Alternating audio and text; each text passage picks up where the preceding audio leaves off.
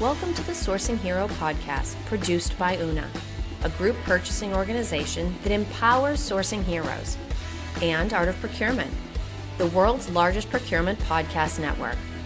I'm your host, Kelly Barnard. The goal of the Sourcing Hero podcast is to capture the epic stories of people who are rising up and beating the odds to create exceptional value within procurement, directly from those heroes themselves. Today, my guest here on the Sourcing Hero podcast is Jaime Paiva. Jaime is the head of procurement and vendor management at Zurich, an insurance company that covers both global and local markets. Now, Jaime and I met through Colin Downie, a previous guest of the Sourcing Hero podcast. So we're all among friends here, Jaime, as we connect today to record. Thank you so much for being with me. Thank you all for the invitation. Thank you. Now, I talked a little bit about your current role, but what else is it helpful or interesting for people to know about your background? Well, first of all, I never wanted to work in procurement. It is one of those things in life that I was very young in my career, and one of the directors of the company that I was working for at that time, he came to me and he asked if I would be willing to join the procurement function. This is late in the 90s, I think. And my immediate reaction was, for God's sake, no. And he was a little bit surprised. So I explained my view back then, that procurement was a very, very administrative function. I didn't see, from what I could observe, anyone in the procurement team that would have a career development plan or something that would, be interesting for someone like me back then in mid-20s, late 20s or something. So my reaction was, no way. And he then said, well, listen, if you want to give it a try, let's do the following. You start there. Work for 6 months. And if after those 6 months you're not happy, come back to me, I'll give you my word, and we'll find something else for you. No, that was over 25 years ago. So it stuck. I never left. Yeah, I never left. And in that time, we've actually seen a lot of what procurement does change, evolve, expand. And one of the areas that we've evolved into, I know is a personal passion for you, is not just ESG in general, but the potential impact of social procurement and the impact that procurement teams can have through these programs. Now, ESG is very broad, and even social procurement can include a lot of different types of initiatives. How does your team look at that program, and where are they currently involved? I could probably split this into two. First of all, I think that I'm very fortunate to work for Zurich, which is a very progressive company in all terms of sustainability, climate change, etc. So we have a very progressive agenda in that regard, a public one. So we play a role with the sustainability team on mapping our supply base, on, I think that I'm developing ways to make it easier for our suppliers to report on their carbon footprint, etc. That's what I think that most of the procurement functions are doing nowadays.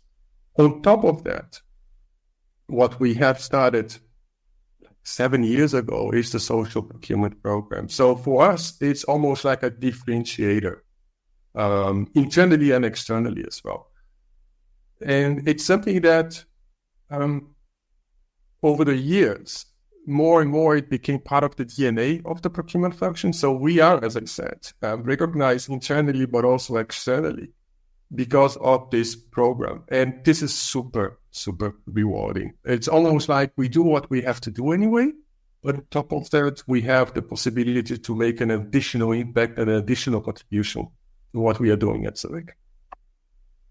Now, in mentioning Zurich, you talked about the fact that there's a very progressive culture. There's a desire to do more, to do well, to do good.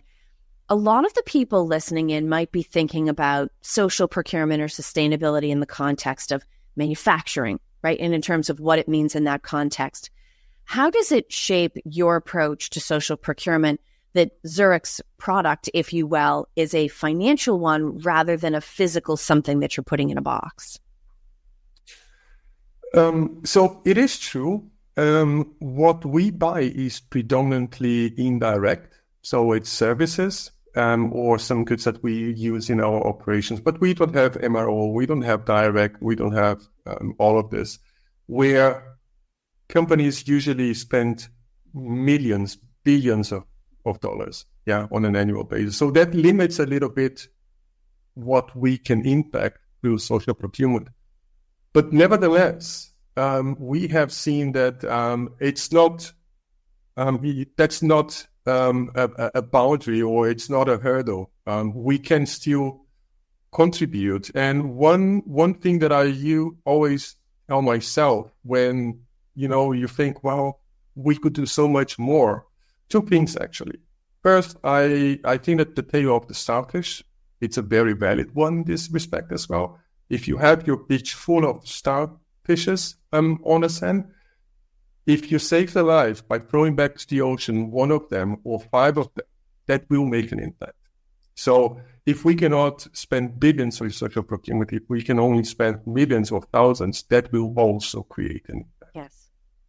The second one, to keep things in perspective, there is a white paper from a few years ago from BCG together with Social Business.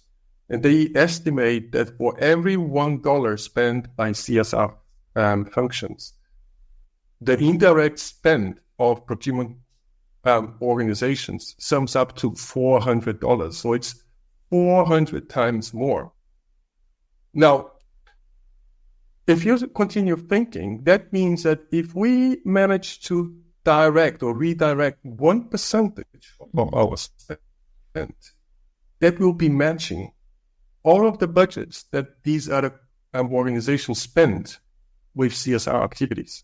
It really shows that it's not about, ideally you would commit and you would spend a large percentage of your spend, but you don't need to. You can start very small.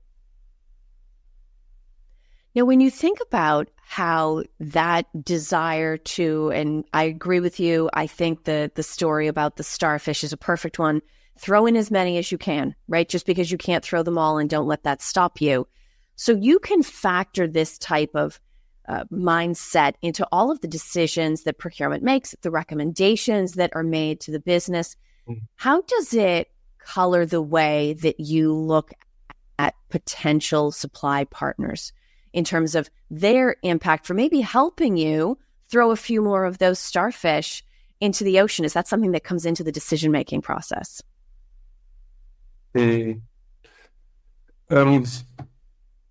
That's a good question. I have to think a little bit about it.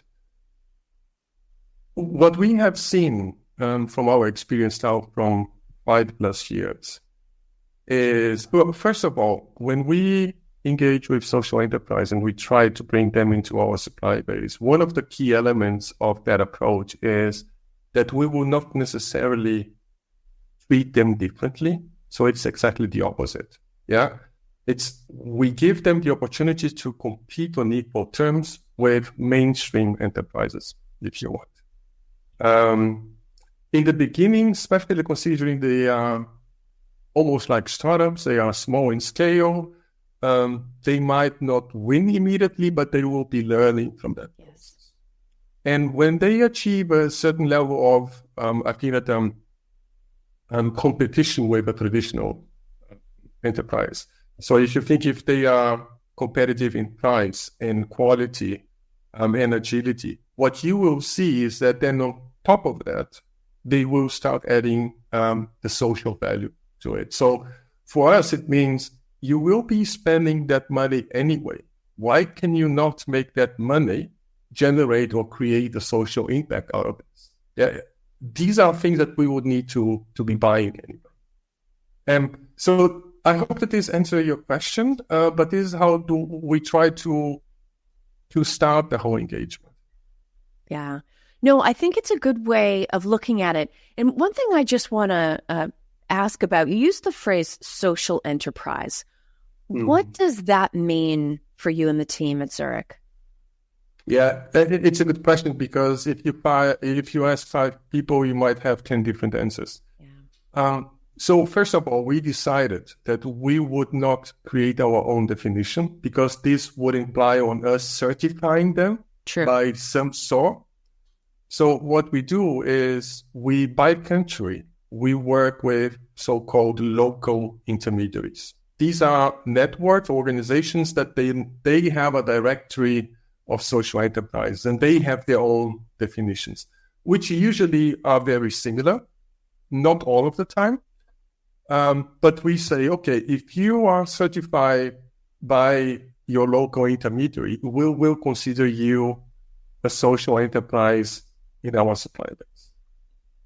In terms of definitions, I think that the best one that I have seen personally until now is the one from Social Enterprise Workforce, or SEWF. You can go in a lot of details because it's very, very comprehensive. But the main points are probably that you need to be profit-led, so you need to generate a profit. You will then have a locked social or environmental mission, because you will destinate at least 50% of that profit to your mission. Yeah, in a nutshell, that's what we accept as a social enterprise. Again, because we don't do our own certification, we prefer to go locally with the local definitions. But this is, I think, the highest of the bar that I have seen. So. Now, when you mention certification, that makes my mind go towards tracking and reporting, because all of this, I'm sure, even if you only wanted to document it for yourselves so you could see the progress that you're making, that would be an important part of a social procurement initiative. What are either some of the things you encounter, challenges or otherwise, when you're looking at trying to report on and track efforts to help these organizations learn, spend that goes to them? What does that side of the effort look like?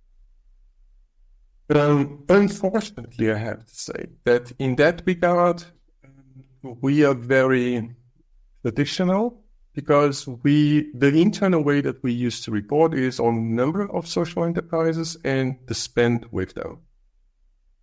But I don't like the second part of it, because the social procurement, it's not about the spend, it's about the social impact. So ideally, you would be measuring how many lives you are impacting through social procurement.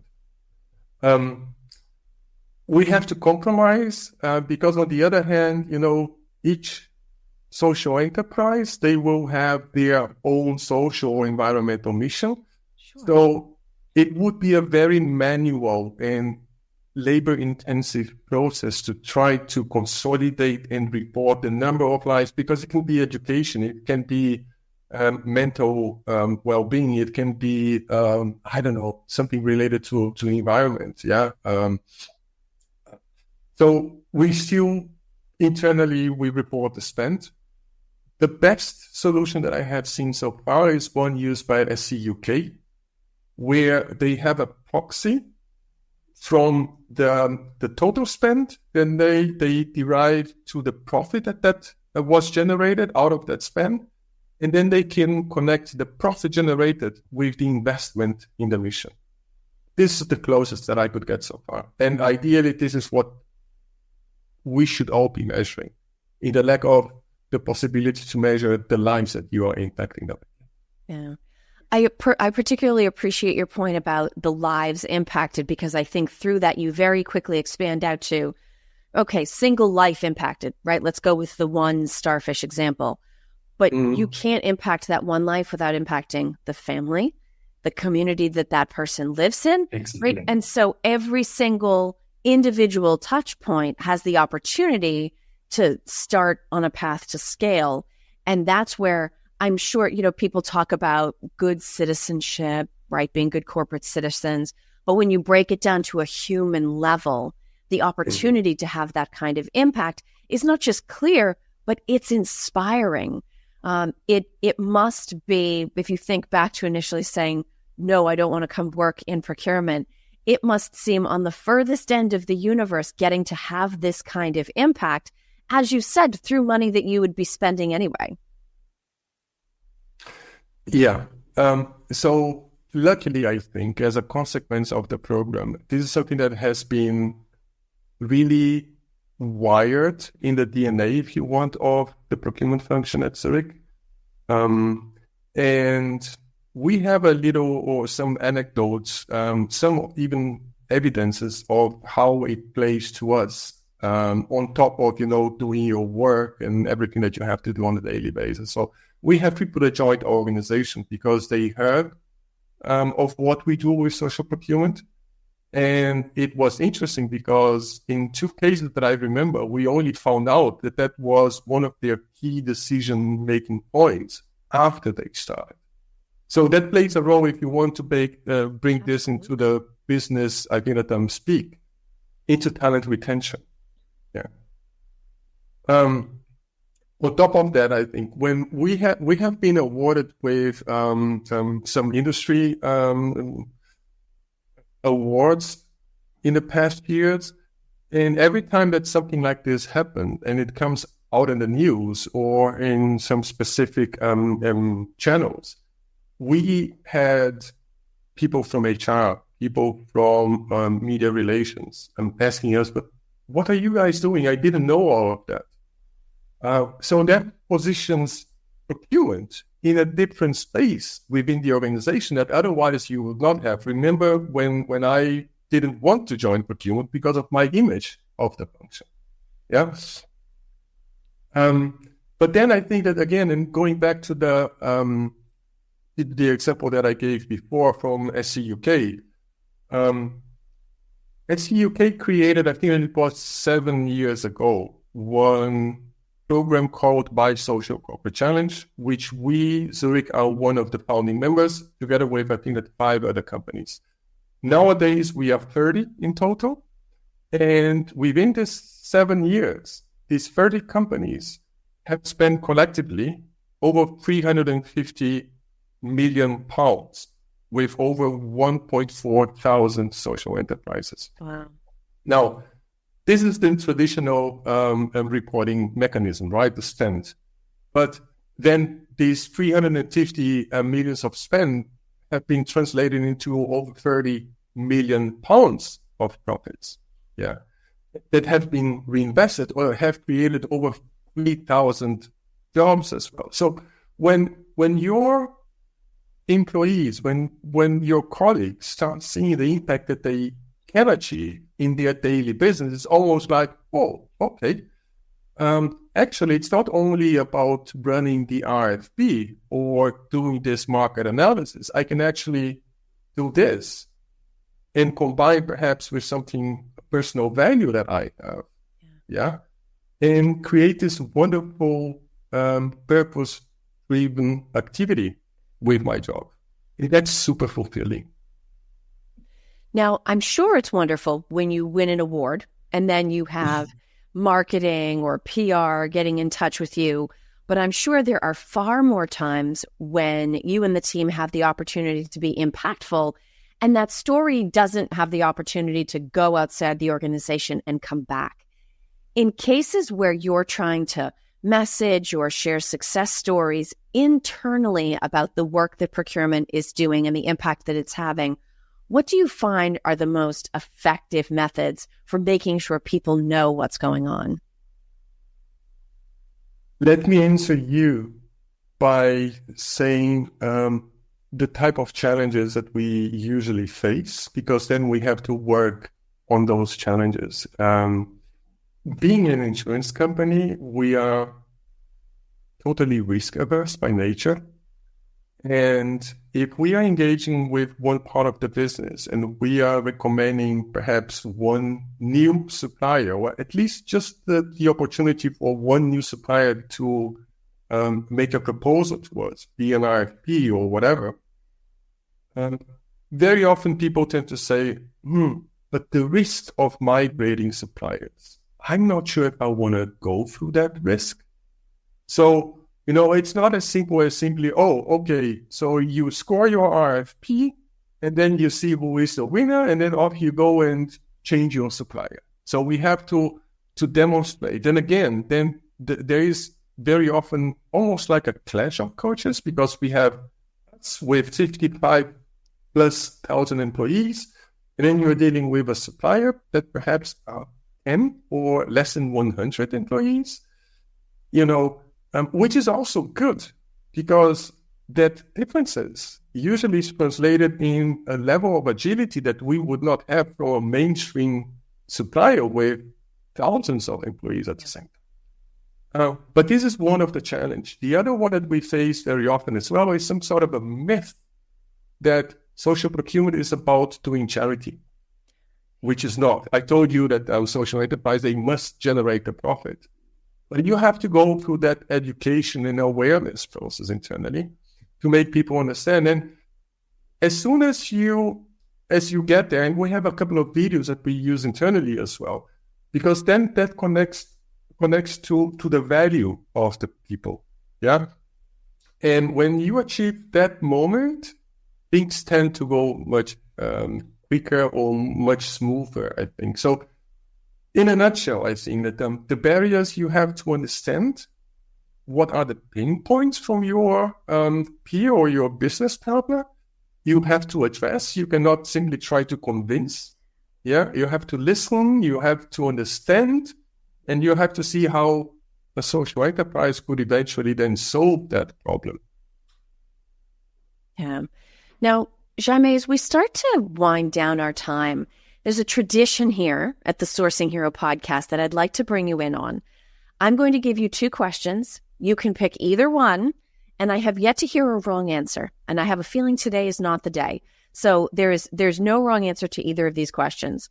Your options are, what does the idea of a sourcing hero mean to you? Or what do you think heroism looks like in a business context? I will probably do both, because I don't find myself a sourcing hero. Actually, I have quite often said publicly that the heroes for me are the social enterprises, the people running those organizations. Yeah, what we are doing, it's the easiest part, because it's identifying the opportunities to redirect part of our spend. Then they have to go generate the profit, first of all, and then reinvest that profit. And there is so many beautiful stories behind a social enterprise, any of them. Yeah. So I don't consider myself a hero in that regard. But in the business context, I think that, and I keep telling all of my guys this very often, when you do this something with a purpose behind you, if you need to ask for something, ask for forgiveness, not for permission. Because if it is purpose-driven, you will almost like always be doing the right thing. Yeah. And that also helps people to understand that we are allowed to try. Sometimes we will fail, but then we will learn from that. And that's fine as well. Yeah. So it's about encouraging. It's about giving them the empowerment to do something new. But in this context now, it's about allowing them to go and see what social enterprise could become part of our supply base. And perhaps I would like to add as well a personal story, because I have 2 daughters. Well, you can even see them here in self-portraits when they were like 5 or 6 years old. And the youngest one, when she was 10 years perhaps, or something like this, she's 16 now. So even before COVID, she would very often, I used to work a lot from home already back then, and she would come to me and ask about my work, procurement. Now, how do you, A, explain what a financial service is, and second, what procurement is to a 10-year-old? Yeah. I tried several times, and she would always try to be diplomatic and say, "Oh, interesting," but she wouldn't have a clue. Yeah. Let's be honest. And one day I showed her one of these videos that we use internally we use it separately as well externally. But and although it was in English and we don't speak English at home,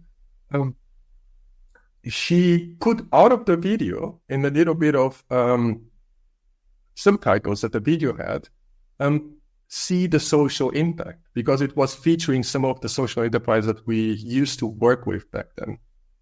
And it was wonderful, because I think that to me, that meant the first time ever that she did see what my work was about, not all about, part of it.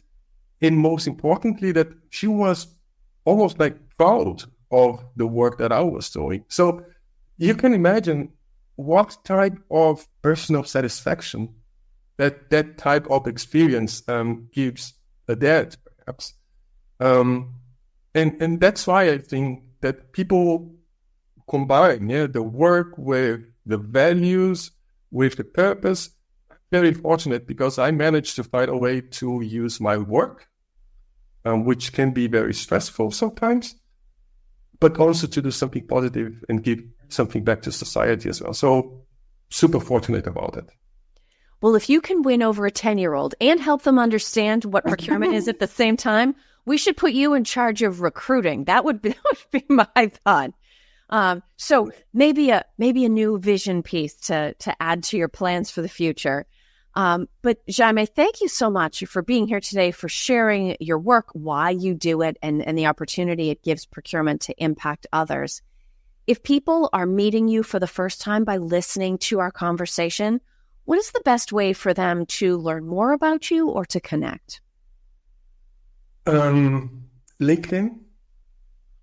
I'm there. Jaime H, I think, but you can simply search by my name and invite me there. Wonderful. Well, Jaime, thank you so much for being with us. Thank you for listening to this episode of the Sourcing Hero podcast. Join us again next time for more true stories of sourcing and business heroism performed by your colleagues and peers. Look for the Sourcing Hero wherever you get your podcasts, and don't forget to subscribe. Finally, don't forget, sourcing heroism is taking place all around us every day. Keep your eyes open and you're bound to see it. Until next time, I'm your host, Kelly Barner. Stay well, and always remember that you can be a hero too.